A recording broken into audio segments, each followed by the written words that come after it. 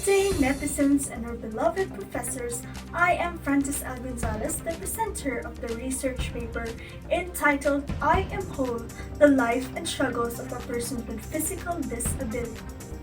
Diversity and inclusion are about giving value to every human being, no matter our differences. A quote from Material Robotics Inc.ca. Over 1 billion people, or 15% of the world's population, are in need of health services.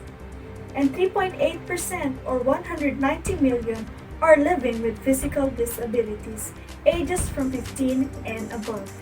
And the cause of rising numbers of physical disability is due to increasing chronic health conditions.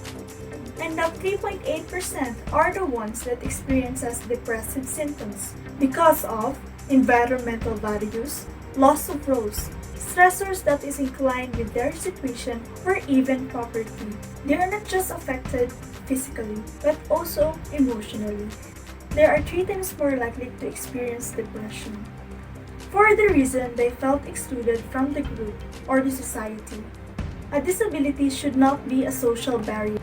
Good etiquette begins with inclusion, not exclusion. Factual concepts. Physical disability is a long-term or temporary impairment that reduces the capacity of a person to perform a task due to limited movement. Category of physical disability. Musculoskeletal.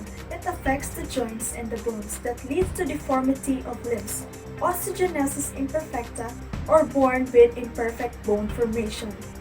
Second, neuromusculoskeletal disability, a disorder that affects humans' body movement due to diseases and other complications. The causes of physical disability. Hereditary, it is in your family's blood. It can be triggered or not by different factors. Second, congenital. It is during the pregnancy of the mom that a genetic problem occurred, or birth injuries also. Acquired. It is due to severe accidents or diseases such as diabetes. Challenges of a person with physical disability. In education, they may encounter problems in movements, communicating, and other hindrances that affects their learning. Some of the barriers are disability is denied by the parents. That results to a child did not get the right education for him or her. Child is scared going to school because of being bullied, being harassed, and experiences discrimination by other students. There is lack of tools and curriculum that can help aid them for their learning. Challenges in employment. Physical barriers. According to the World Health Organization, barriers are defined as factors that limit functioning through their presence or absence.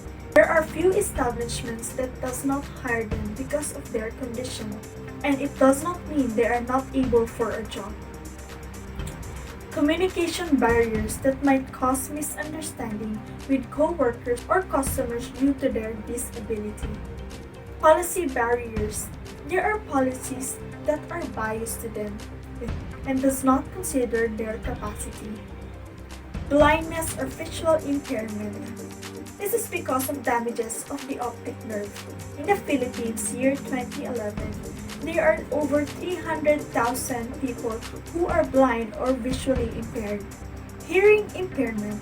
There are complications in the nerve's ear. It can be severe, moderate, mild, that can hinder the person's hearing ability. Speech impairment affects the child's ability to talk or produce word sounds, and this is because of neurological disorders.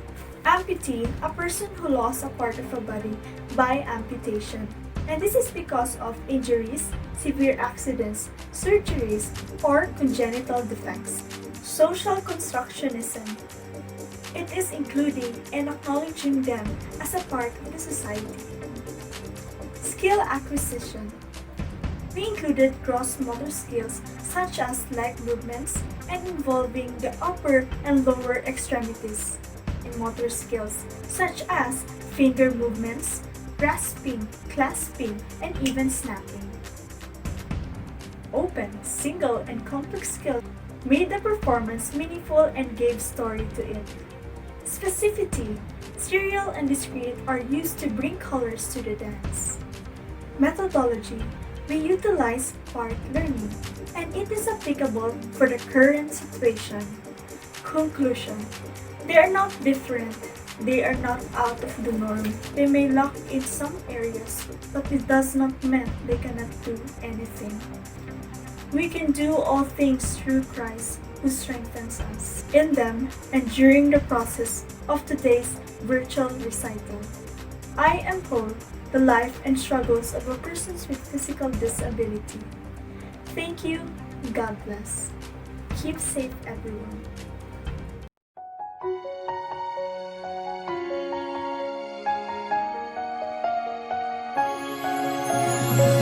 Buta.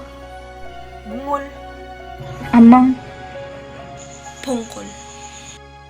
wakay pulos. Hindi ngayon ng panahon na para sa iyo. Huwag maiinip dahil ganyan ang buhay sa mundo. Huwag mawawala ng pag-asa, darating din ang ligaya. Ang isipin mo'y may bukas pa na mayroong saya. Kabigo ay hindi hadlang upang tumakas ka. Huwag kang iiwas pag nabibigo, dapat na lumaban ka. Hindi ko naman sasabihin na everything that the sighted can do, we can do. Hindi naman, hindi. Meron kaming magawa naman na hindi naman kami yung hindi naman talagang useless. Don't take pity on us or do not pity us, but instead give us the opportunity and chance to do what we can. Ang kailangan mo'y tibay ng loob kung mayroong pagsubok man. Ang liwanag ay di magtatagal at muling mamamasdan. Ikot ng mundo ay hindi laging bigatit kasawian. Ang pangarap mo ay makakamtan, basta't mahintay ka lamang.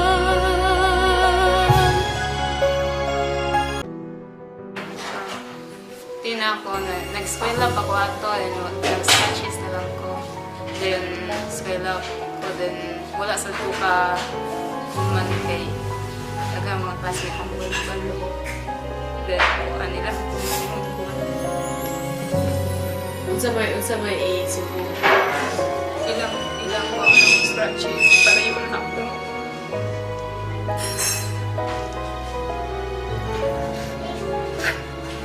Then, ako, wala ko buwan tayo ng dami. Untuk mag-eskwela. Kung hindi ngayon ang panahon na para sa iyo, huwag maiinip dahil ganyan ang buhay sa mundo. Huwag mawawalan ng pag-asa, darating din ang ligaya. Ang isipin mo'y may bukas pa na mayroong saya. Kabigo ay hindi hadlang upang tumakas ka. Huwag kang iiwas pag nabibigo, dapat na lumaban ka. Ang kailangan mo'y tibay ng loob kung mayroong pagsubok man. Ang liwanag ay di magtatagal at muling mamamasdan. Sila ay nakakulong sa rehas ng stigma. Sa isinusumbat na sila ay kakaiba. Pero tulad din natin sila na gustong magsaya. Sa normal na buhay na ipinagkait na tadhana. Kaya tama na! Itigil na ang pangungutya sa kanila. Dahil sila man ay may kakulangan, pero hindi sila naiiba. Tibay ng loob kung mayroong pagsubok man. katulad ko po na may kapansanan, huwag po kayong mawalan ng pag-asa. Siya ang kauna-unahang amputee na nakaakyat sa bundok ng Apo. Kasawian, ang pangarap mo ay makakamtan. Basta't maghintay ka